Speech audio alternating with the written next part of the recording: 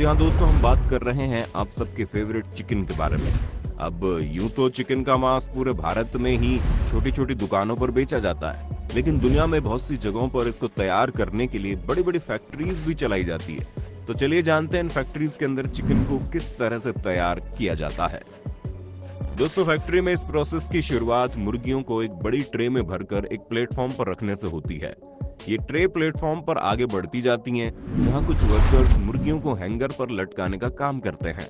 मुर्गियों के हैंगर पर लटकने के साथ ही खाली ट्रे को एक दूसरी कन्वेयर बेल्ट पर रखकर बाहर भेज दिया जाता है। इसके बाद हैंगर पर उल्टी लटकी हुई मुर्गियों को आगे भेजकर एक स्पेशल प्लेट से उनका सिर धड़ से अलग कर दिया जाता है। गला कट जाने के बाद सिर्फ कुछ ही सेकंड्स में मुर्गियों की मौत हो जाती है।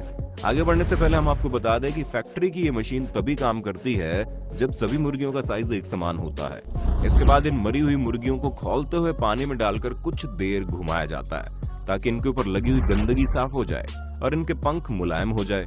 पानी से निकलकर इन मुर्गियों को दो स्पेशल ब्रश के बीच से गुजारा जाता है, जो इनके पंखों को इनके शरीर से पूरी तरह अलग कर देते हैं।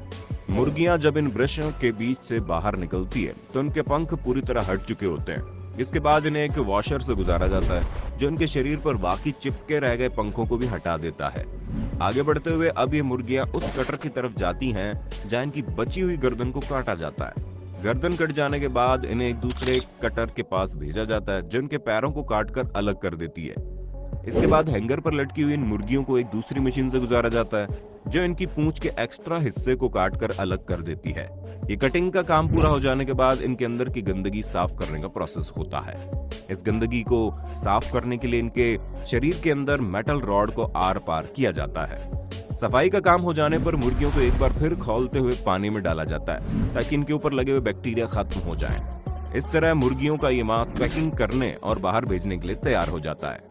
ये फैक्ट्री इतनी बड़ी है कि इसके अंदर एक ही समय में हजारों मुर्गियों का मांस तैयार हो जाता है। फैक्ट्री में मुर्गियों का ये मांस एक सिंगल पीस और छोटे छोटे पीस दोनों ही तरह से तैयार करके बाहर भेजा जाता है।